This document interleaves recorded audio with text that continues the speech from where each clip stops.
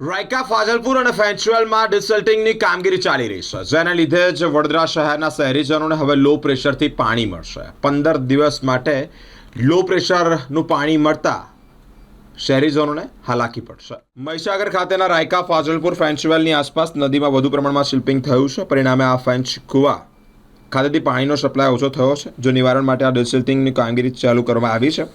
કામગીરીમાં ફ્રેન્ચવેલ પરથી પાણીનો સપ્લાય ઓછો થવાની પણ શક્યતાઓ છે. ફ્રેન્ચવેલ ખાતેથી પાણી મેળવતી ટાંકીઓ જેવી કે એરપોર્ટ બુસ્ટર, આજવા ટાંકી, ખોડિયાલનગર બુસ્ટર, વારસિયા બુસ્ટર, ગજરાવાડી, નાલંદા, દરજીપુરા, સમા, પૂનમનગર, કારલીબાગ, વિકલપુર, સયાજીબાગ, જોયલ ટાંકી, પાણીગેટ, લાલબાગ અનેક વિસ્તારોમાં લગભગ શહેરના 11 લાખ શહેરીજનોને 15 દિવસ ઓછા પ્રેશરનું પાણી મળશે.